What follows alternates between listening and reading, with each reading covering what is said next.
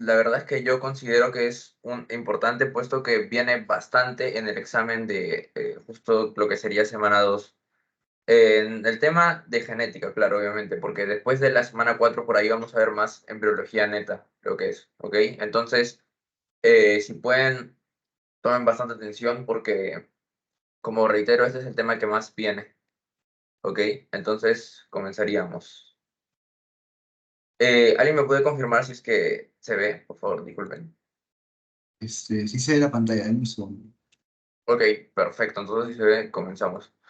Bueno, la asesoría número 2, obviamente yo soy Alessandro, su asesor, y empezaríamos con los trastornos genéticos. Como ustedes saben, un trastorno es algo que obviamente no es normal dentro de lo que sería el desarrollo humano, ¿ok? Y esto lo podemos dividir en los cuatro que podemos ver en la pantalla. La primera sería monogénicos, ¿ok? Y monogénicos viene de uno. Entonces, ¿esto qué vendría a ser? Un trastorno que está afectando solamente a un gen. ¿Ok? Y estos podrían ser los autosómicos dominantes, recesivos y también ligados al cromosoma sexual. Como les había explicado la clase pasada, nosotros teníamos cromosomas sexuales y también los otros que eran los cuales no afectaban tanto en la genética, perdón, como que en los rasgos físicos. ¿Ok? Les había explicado la meiosis y mitosis. ¿Ok? Entonces, lo monogénico que es que solo afecta a un gen. Y estos trastornos los voy a explicar más adelante. Simplemente acá estoy haciendo como una división para que puedan comprender mejor. ¿Ok? De ahí vendría a ser los cromosómicos. ¿A qué nos referimos con los cromosómicos? Pueden ser tantos de estructura o como también de número. ¿Ok? Una monosomía que significa que en cierto grupo, por ejemplo en el grupo 8, hay solo un cromosoma en vez de dos. Y una trisomía, ¿qué vendría a ser? Pues que hay tres. ¿Ok? Una trisomía bastante conocida vendría a ser la trisomía 21, que en este caso la trisomía 21 es este síndrome de Down. ¿Ok? Entonces en el examen le pueden poner qué es lo que representa la trisomía 21 y abajo le ponen un montón de síndromes, síndrome de Turner, etc, etc, etc. Pero la respuesta correcta sería síndrome de Down, ¿ok? Eso nunca se lo olviden, que la trisomía 21 es síndrome de Down. Y también puede haber delecciones. ¿Esto qué significa? Que cierto material genético va a ser eliminado, ¿ok? Ahora, también puede haber varios factores que lo llamamos multifactorial. Puede ser tanto por el ambiente o por la radiación, ¿ok? Y eso lo voy a explicar más adelante, más a detalle, pero manténgalo ahí por mientras. Y finalmente puede haber una herencia especial que vendría a ser mosaicismo y mitocondrial. ¿Ok? Ahora, para comprender mucho mejor los trastornos genéticos, tenemos que aprendernos las leyes de Mendel, ¿ok? Mendel es considerado el padre de la genética. No he visto que las leyes de Mendel lo tomen mucho en los exámenes, pero siento que es importante para que ustedes comprendan todo lo demás que va a venir acerca de trastornos genéticos, ¿ok? Ahora, para tener más en claro, les voy a volver a explicar este tema de los alelos, puesto que en las leyes de Mendel está implícito esto de una manera muy fuerte. ¿Ok? Entonces, como ya les había explicado, nosotros tenemos dos alelos que pueden ser tanto dominante o recesivo. ¿Ok? Los dominantes son características las cuales predominan, mientras que los recesivos solo van a predominar si es que al lado de este hay otro recesivo. ¿Ok? Ahora, la primera ley de Mendel, ¿qué vendría a ser? La ley de la uniformidad. ¿Esto qué quiere decir? Bueno, que si se cruzan dos líneas puras, es decir, por ejemplo, una persona con dos alelos dominantes y una persona con dos alelos recesivos, toda la descendencia en la primera generación va a ser fenotípicamente y genotípicamente igual. Ok, ahora vamos al desarrollo de esto. Esto es un cuadro de Punnett, lo cual utilizan los embriólogos y genéticos para poder ver, esto no solo se usa para, por ejemplo, trastornos, sino también se usa para rasgos físicos, como color de pelo, etc, etc, etc. ¿Ok? Entonces, acá podemos ver que ponemos AA, que vendría a ser los alelos de por este, vamos a llamarlo frijol, de este frijolito. ¿Ok? Entonces, acá tenemos dos alelos dominantes. Y por consiguiente, en el lado de acá tendríamos los dos alelos recesivos de este frijolito. Entonces, acá, ¿qué es lo que coincide? AA, es decir, un alelo dominante con un alelo recesivo. ¿Qué se estaría expresando? El alelo dominante. Acá vendría a ser lo mismo y acá también lo mismo y finalmente acá también. Entonces, ¿qué quiere decir esto? Que todos estos van a estar expresándose el alelo dominante de este frijolito acá, y que en este caso es el color amarillo, ¿ok? Como acá podemos ver, el color verde está siendo representado por el alelo recesivo, que vendría a ser A minúscula, y aquí por el alelo dominante, que vendría a ser A mayúscula. Entonces, todos los frijolitos van a ser amarillos, porque el alelo dominante está siendo expresado toda esta generación, ¿ok? Esto se llama ley de la uniformidad, que vendría a ser la primera ley de Mendel. Ahora, la segunda ley de Mendel, que vendría a ser la ley de la segregación, ¿ok? Imaginémonos que la primera ley de la uniformidad, uno de estos frijolitos con un alelo dominante y un alelo recesivo va a sufrir un cruce con otro frijolito que también es igual a este, ¿ok? Entonces, hacemos nuestro cuadro de Punnett. Acá podemos ver que hay un alelo dominante y un alelo recesivo, un alelo dominante y un alelo recesivo. Hacemos el cuadro de Punnett, que es muy importante. Ponemos la mayúscula acá, la minúscula acá, la mayúscula acá, la minúscula acá. Aquí, ¿qué es lo que está pasando? Pues que se va a heredar un alelo dominante y otro alelo dominante, es decir, va a ser de color amarillo. Acá se está heredando un alelo recesivo, que está representado por la minúscula, pero un alelo dominante. Es decir, el recesivo acá tampoco se va a expresar porque ya se está heredando este alelo dominante. Ahora, aquí se está heredando un alelo dominante otra vez y uno recesivo. O sea, no se está expresando esto. Y finalmente acá, ¿qué es lo que pasa? Que se está heredando el alelo recesivo y acá también. Es decir, acá ya no hay un alelo dominante. Y como el alelo recesivo en el anterior cuadro lo estábamos representando como que era el rasgo, bueno, el material genético que hacía que sea verde, entonces acá este frijolito va a ser verde. Entonces, aquí se da el fenotipo de 3-1. Es decir, si es que se cruzan la segunda generación, dos personas con los mismos alelos, lo que va a dar va a ser un fenotipo 3-1, es decir, se van a heredar tres que van a tener el alelo dominante y el uno va a ser el recesivo, pues como acá lo podemos ver. Entonces, ¿qué vendría a ser la ley de la segregación? Que el gen recesivo se va a expresar en la segunda generación, ¿ok? Entonces, eso vendría a ser la ley de la segregación y finalmente la última ley que vendría a ser ley de la transmisión independiente, ¿ok? Acá podemos ver un montón de cuadros, pero no es tan difícil, ¿ok? Acá podemos ver que A vendría a ser el color de este frijolito, que vendría a ser amarillo, y B sería el tipo de frijolito, que su piel es lisa, ¿ok? Acá B minúscula lo podemos interpretar como que es una piel rugosa. Y finalmente, la A minúscula vendría a ser el color de otro frijolito, que vendría a ser color marrón. ¿Ok? Eso es lo que está representando cada alelo. Ahora, como podemos ver, acá hay un cruce entre varias especies y podemos ver que en cada una de ellas hay rasgos heredados que no se están siguiendo, no están siguiendo un patrón, sino se están heredando de manera independiente de otros. ¿Ok? Por ejemplo, acá podemos ver un cruce en el cual se está heredando el color amarillo por el alelo dominante y también la piel lisa. Sin embargo, aquí, ¿qué es lo que podemos ver? Que se está heredando el color amarillo, pero ya no se está heredando la piel lisa, sino ahora está la piel rugosa por la B minúscula, que vendría a ser el alelo recesivo. ¿Ok? Entonces, ¿qué es la ley de la transmisión independiente? En resumen, son que los rasgos que se van a heredar se van a obtener de manera independiente a otros. Es decir, ni uno va a seguir un patrón y ni tampoco van a afectar a otros rasgos. Es decir, cada uno se va a heredar de manera independiente, como su mismo nombre lo dice.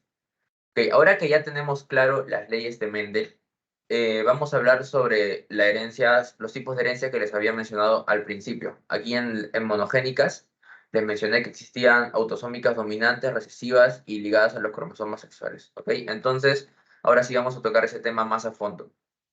¿Qué es lo que es una característica autosómica dominante? Bueno, como su mismo nombre lo dice, es dominante, es decir, el alelo que se va a heredar va a ser dominante. Ahora, esto tiene ciertas características y estas características son bastante tomadas en los exámenes, ¿ok? Entonces, si pueden aprender, la voy a explicar ahorita. Existe mayor probabilidad de que un individuo afectado sea heterocigoto, o sea, que herede este alelo dominante que está afectado y también otro recesivo. La probabilidad de herencia va a ser mayor al 50% y hay afectados, los afectados son la misma proporción para ambos sexos. La penetrancia y la expresividad va a ser variable, es decir, cuando tú heredas esto, sí o sí lo vas a expresar porque es dominante, pero algunas personas pueden expresarlo de una manera mucho más grave, es decir, pueden tener otros problemas que da este síndrome, mientras que, por ejemplo, tu hermano, que también está siendo afectado, va a tener otras características físicas de este síndrome. Es decir, esto va a variar, los efectos que da este síndrome van a variar, ¿ok? Y la penetrancia, que vendría a ser que esto puede ser más grave para uno que para otro. Por ejemplo, la acondroplasia, que vendría a ser un trastorno de herencia autosómica dominante, alguien puede tener este síndrome más, más grave, por así decirlo, mientras que tu hermano, que también tiene este síndrome, porque ambos son del mismo progenitor, no lo va a tener de una manera tan implícita, o sea, no se va a notar tanto, ¿ok? Esto significa penetrancia y expresividad variable. Ahora, herencia tipo vertical. ¿Qué significa esto? Que en el árbol genealógico este tipo de problema va a ir de largo, o es decir, se va a ir transmitiendo cada generación. Es decir, no se va a saltar ni una generación. Cada generación va a tener por lo menos un afectado, ¿ok? Ahora, el producto defectuoso de este tipo va a ser una proteína estructural. Como nosotros sabemos, tenemos distintas proteínas, las cuales nos ayudan y nos componen. Bueno, pues en este caso va a ser una proteína estructural. Y finalmente, el punto más importante que yo recalco es que no existen portadores. ¿Por qué no existen portadores? Bueno, pues como lo había mencionado, esto es dominante. Es decir, si lo tienes, lo expresas. No lo puedes tener y no expresarlo. ¿Ok? Ahora, acá tenemos un caso bastante curioso donde los dos progenitores van a ser afectados, ¿ok? Van a tener, por ejemplo, acondroplasia, vamos a ponerlo, ¿ok? Ambos progenitores tienen acondroplasia por herencia autosómica dominante. Entonces, acá hacemos nuestro cuadro de Punnett. Este alelo con D mayúscula va a ser el afectado. Este alelo es el que te da la acondroplasia. ¿Ok? Entonces ponemos los gametos del padre, que vendría a ser D mayúscula y D minúscula. D mayúscula, que vendría a ser los gametos de la madre, y D minúscula. Esto es el cuadro Punnett. Como les había mencionado, era importante, ¿ok? Entonces acá comparamos y acá tiene D mayúscula y D mayúscula. Es decir, este está siendo afectado bastante, severamente. ¿Por qué? Porque ha heredado, para su mala suerte, los dos alelos afectados, ¿ok? Entonces su penetrancia y su expresividad va a ser más fuerte que la que de los demás. ¿Ok? Ahora, el de aquí ha heredado solo un gameto afectado, entonces va a ser afectado, pero no a una penetrancia tan grave. Y ahora, el de acá, el de aquí que lo pueden ver, es el mismo caso que el anterior les había mencionado. ¿Ok? Entonces sí va a ser afectado, pero no tan grave. Y finalmente, este de aquí ha heredado, para su suerte, los alelos que no estaban siendo afectados.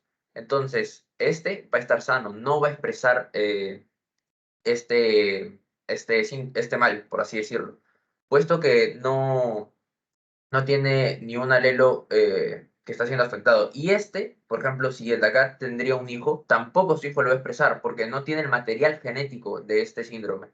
¿Ok? Entonces, en resumen, si existen dos progenitores afectados con el tipo de herencia autosómica dominante, el 25% de su descendencia va a estar afectado severamente.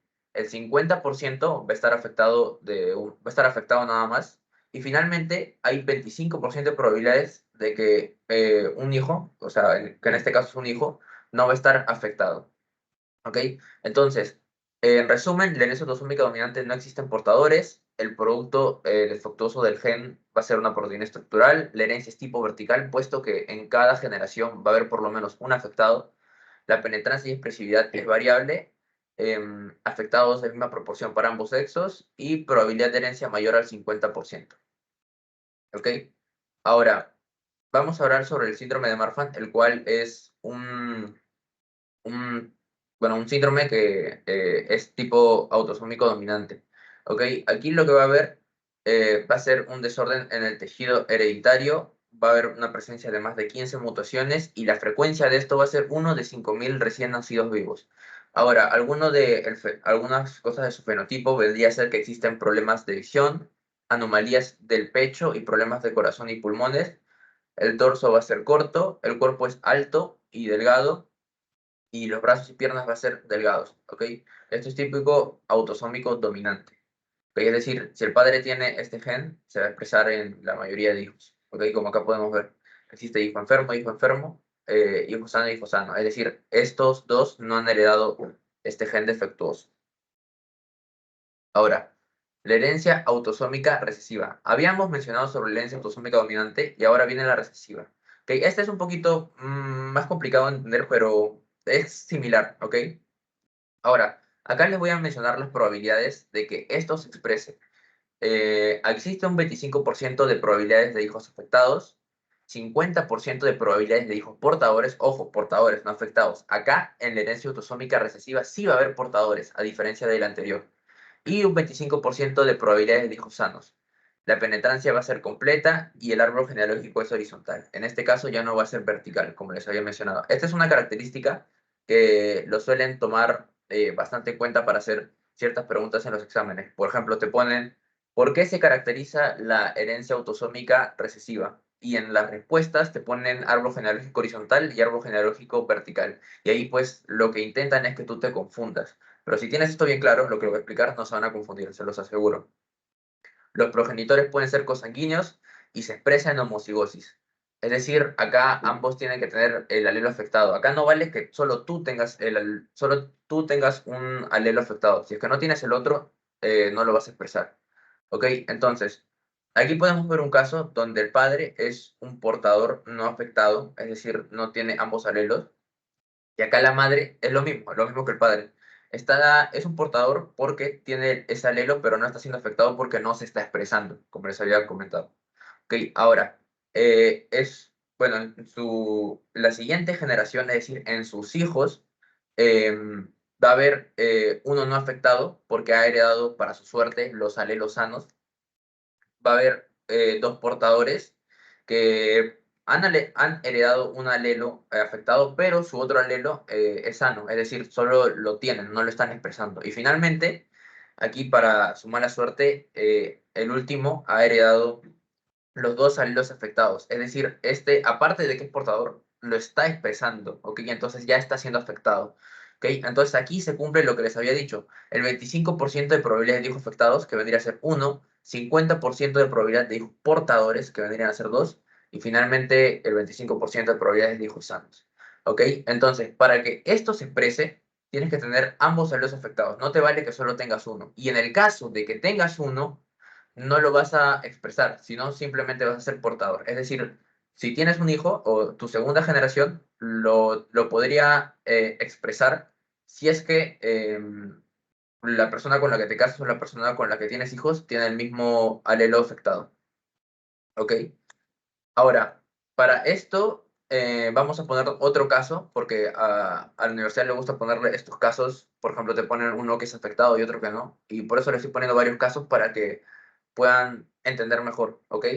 Ahora, pongámonos en el caso de que un padre está siendo afectado, es decir, los gametos del padre, perdón, el padre no es portador y la madre sí es portadora, ¿ok? Lo estamos aquí, el R minúscula vendría a ser el alelo afectado, ¿ok? Entonces, aquí, ¿qué es lo que hacemos? El cuadro de Punnett, ¿ya? Ponemos los gametos del padre sanos porque no es portador ni tampoco tiene ni un alelo afectado y finalmente los gametos de la madre, el cual solo tiene un alelo afectado, es decir, es portadora.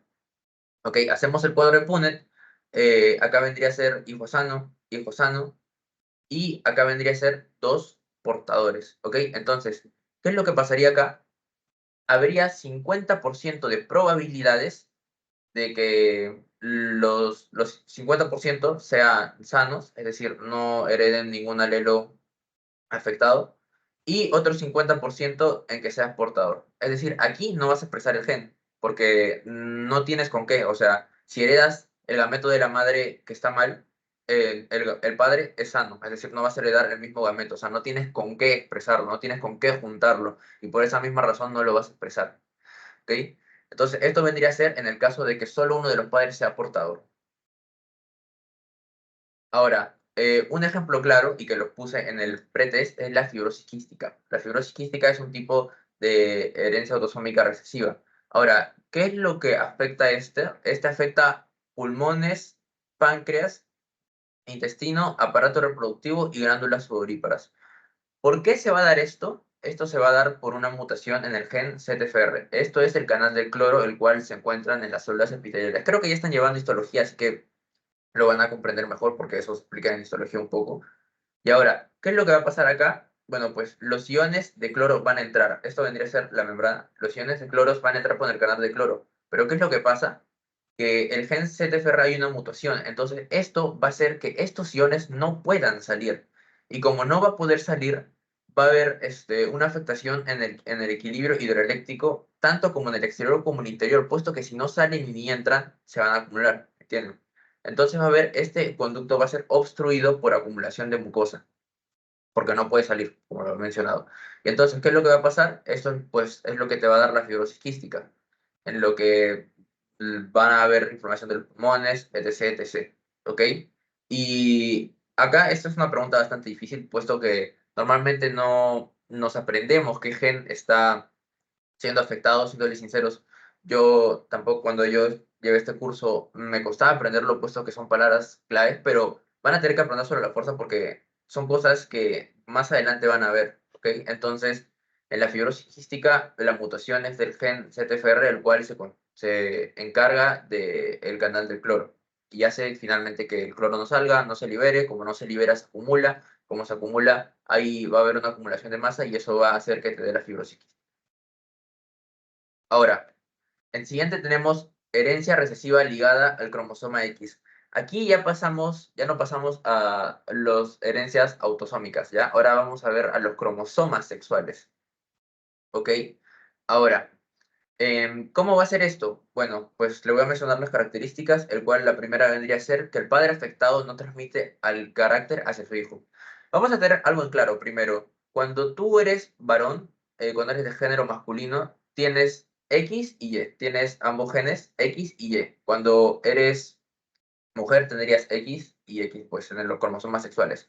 Ahora, si tú, cuando tú tengas hijos, por ejemplo, en el caso de que un varón y una mujer obviamente van a tener hijos, el varón, es decir, en la segunda generación, el varón va a heredar el gen Y del padre. ¿Por qué? Porque la madre no tiene el gen Y. Es decir, como el varón hereda el gen Y, por ejemplo, si el cromosoma X del varón está siendo afectado, no lo va a heredar porque el varón se encarga de que su hijo herede el gen Y. ¿Ok? Ahora, eso lo voy a explicar un poquito más adelante. Primero se los doy como una breve introducción. ¿Ok? El varón afectado transmite la mitad de sus hijas y a la mitad de hijos de ellas. Esta enfermedad se va a dar mayormente en varones y mayormente las mujeres son portadoras. ¿Ok? Algún ejemplo claro vendría a ser el síndrome de feminización testicular. Ahora sí, vamos a la explicación más concisa. Hagamos el caso de que el padre está afectado. Como podemos ver aquí, el gen mutado va a ser el X. ¿Ok? La madre está siendo no afectada. Ahora, estos han tenido hijos y finalmente el hijo no está siendo afectado. ¿Por qué el hijo no está siendo afectado? Ustedes se preguntarán. Porque de la madre está heredando su gen X, que no está afectado, y del padre está heredando este gen Y de aquí. ¿Ok? ¿Por qué? Porque de la única manera que él puede heredar el gen Y es del padre, puesto que la madre no tiene. Ahora, este caso va a ser totalmente contrario al de la hija, puesto que aquí está heredando el gen X de la madre, que obviamente no está siendo afectada, pero está heredando el gen X del padre. Y por coincidencia, este gen está siendo mutado. Y ahora ustedes se preguntarán, ¿por qué dice acá hija no afectada, pero portadora? Puesto que es verdad, ha heredado el gen X mutado del padre. Sin embargo, aquí como hay dos tipos de gen X, el que se va a expresar va a ser el de la madre, que vendría a ser sano, ¿ok?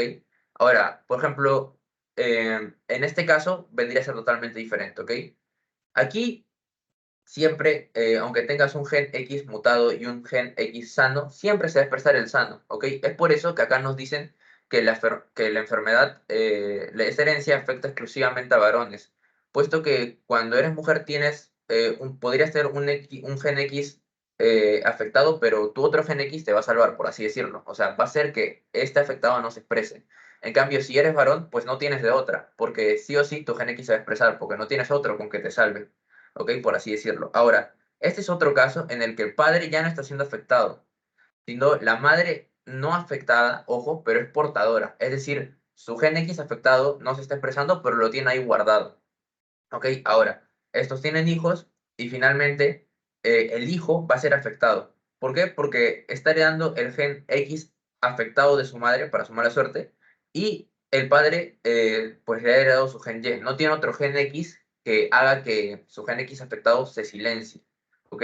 Así que sí o sí se va a expresar porque no tiene otra. Ahora, este caso es totalmente contrario a la hija, puesto que a pesar de que tiene un gen X afectado, se está salvando por el otro gen X, el cual ha sido heredado del padre, el cual está suprimiendo al afectado y está expresándose. ¿Ok? Y acá, bueno, vendría a ser los no afectados. ¿Ok? Es por eso que se dice que esta enfermedad se va a expresar en varones. Es decir, las mujeres pueden tenerlo, pero no se va a expresar. En cambio, en varones sí. O sea, prácticamente exclusivamente se da en varones. Y como acá dice, varón afectado transmite a la mitad de sus hijas y a la mitad de los hijos de ellas. ¿Ok? Eso vendría a ser herencia recesiva ligada al cromosoma X. Justo recesivo es porque, obviamente, tiene que ser igual. ¿Ok?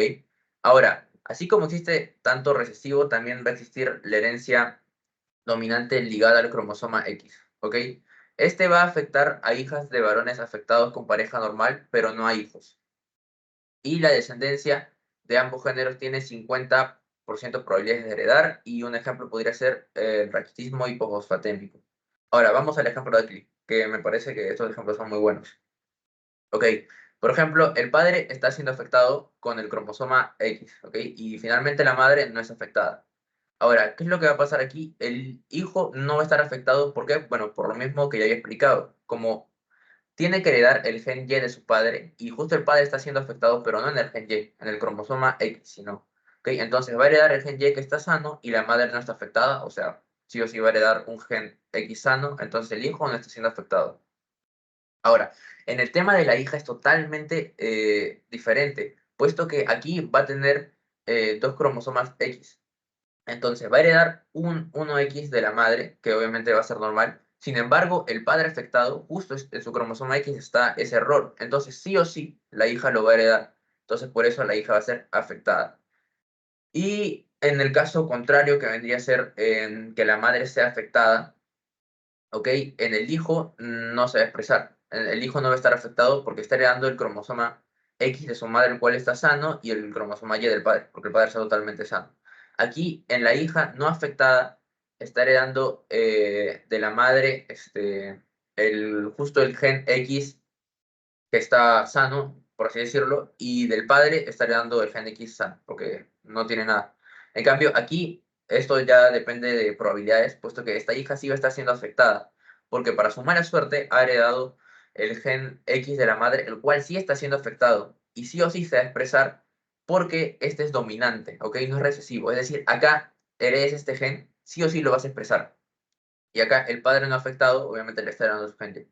Ahora, ¿cuál es la diferencia entre herencia dominante ligada al cromosoma X y herencia recesiva ligada al cromosoma X? Bueno, la diferencia es que si heredas, si justo tienes este tipo de herencia, ¿cuál es dominante? Aunque tengas otro gen sano, sí o sí se va a expresar, porque este es dominante. En cambio, en el caso de la herencia recesiva, si es que tienes esto, puede ser que tu otro gen X te va a salvar, porque se va a expresar sobre el recesivo. Y el recesivo que está en teoría mal, no se va a expresar.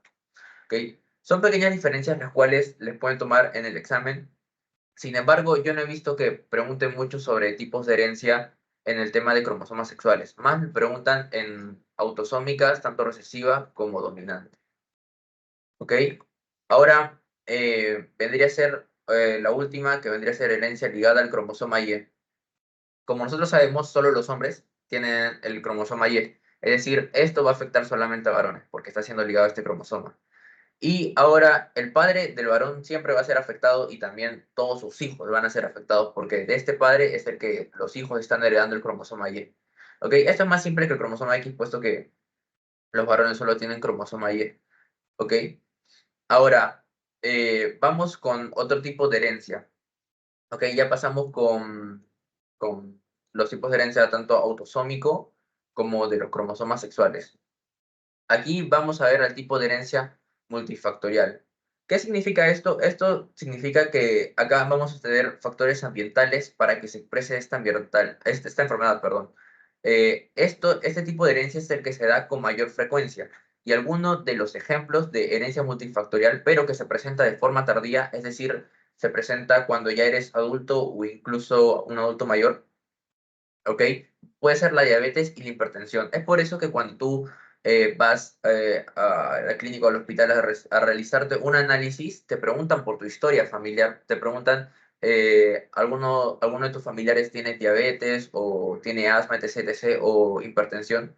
Y esto lo hacen porque esto es tipo de herencia multifactorial, es decir, esto se va a heredar, ¿ok? Entonces, por ejemplo, si tu papá o tu mamá tiene diabetes, tú tienes probabilidades de tener diabetes. No está implícito que lo tengas, pero las probabilidades son mayores a la de alguien que no lo tenga. ¿Ok? Y algunos ejemplos de la herencia multifactorial, pero no tardío, sino que sea al momento, vendría a ser la anencefalia. Esto es anencefalia. ¿Ok? O la espina bífida, que lo podemos ver aquí. Esto lo van a ver en algunos temas de seminario, puesto que son enfermedades comunes. ¿Ok? ¿Y esto por qué se va a dar? Por el fallo del cierre del tubo neural. El tubo neural es un... Bueno, no les quiero como que confundir tanto con esto porque esto es como más para el final. Es decir, en parcial no vamos a ver tanto gastrulación, neurulación, etc, etc. Pero ténganlo como que el fallo del cierre del tubo neural va a dar anencefalia y espina bífida. Si se da un fallo del cierre del tubo neural en la parte superior, va a ser anencefalia. ¿Ok? Y si se da en la parte inferior va a ser espina bífida. ¿Y esto por qué se da? Puesto que en el momento del embarazo, la falta de ácido fólico es lo que va a hacer que exista este, por así decirlo, este error. ¿Ok? Es por eso que a las embarazadas les dan ácido fólico de manera en medicamentos o fármacos, ¿ok? Para evitar este tipo de problemas, ¿ok? Es por eso que le llama herencia multifactorial, porque otros factores externos a tus genes van a hacer que puedas expresar esto, ¿ok? Ahora, herencia poligénica, esto es muy simple, simplemente acuérdense que esto se va a dar por la expresión de varios genes, ¿ok? Como les había mencionado, existe tanto monogénicas y también poligénicas, ¿ok? Esto es multifactorial, acá no tiene que ver genes, en cambio en poligénicas son varios genes, y en la herencia dominante y los cromosomas, y ligada al cromosoma Y y al X, esto va a ser monogénica, solo por un gen. ¿Ok?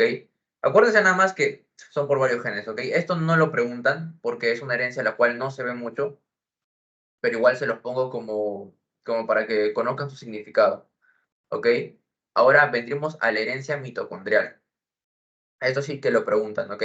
Como nosotros sabemos, una célula tiene diferentes organelas y en esas organelas obviamente está la mitocondria, ¿ok? Ahora, ¿esto qué es lo que va a dar? Bueno, esta mutación solo se va a heredar por la línea materna, ¿ok? Es decir, los varones acá no va a estar de una manera tan estrecha, implícito, ¿ok? Esto va a afectar en ambos sexos y los varones no van a transmitir el carácter. Ahora les voy a explicar por qué. Y finalmente, algunos ejemplos podrían ser tanto miopatías como cardiopatías y se va a heredar solo un alelo. Ahora, acá no me quiero meter en temas tan complejos, puesto que no los quiero confundir, pero la herencia mitocondrial, es decir, este defecto en la mitocondria solo se va a heredar, solo si es que la mujer tiene esto, va a heredarlo a todos sus hijos, puesto que en el tema del embarazo, ahí hay un tipo de herencia, es decir, va a haber una herencia mitocondrial. En cambio, si un varón tiene este defecto, no lo va a heredar a sus hijos, ¿ok? Simplemente lo va a tener, pero no lo va a heredar, ¿ok? Acuérdense solo eso. Ahora, esto viene ahora sí un tema que es importante para que ustedes comprendan mejor, que vendría a ser la impronta genómica, ¿ok? Esto no lo toman tampoco, la verdad, no lo toman mucho, pero es importante puesto que genética, es decir, sí o sí lo van a ver más adelante. Ok, ahora, ¿qué significa la impronta genómica? Bueno, las personas heredan dos copias de sus genes, una de su madre y otra del padre, como lo he venido mencionando bastante con los alelos, ¿ok? Y entonces, en general, estas dos copias tendrían que estar activas o encendidas en las células, pero hay ciertos casos en los cuales solo una de estas dos copias está activada. Y esto va a depender del padre de origen. Es decir, algunos genes están activos solo cuando se heredan del padre de una persona, mientras que otros están activos solo cuando se heredan de la madre. ¿Y a qué se debe este fenómeno, que vendría a ser que uno está activo y otro no? Esto se le va a conocer como impronta genómica. Durante la formación de los óvulos y de espermatozoides, el padre de origen suele estar marcado con estampado en el gen mediante un proceso llamado metilación. ¿Esto qué es? Que se le va a agregar grupos metilos a ciertos segmentos de este ADN, ¿ok?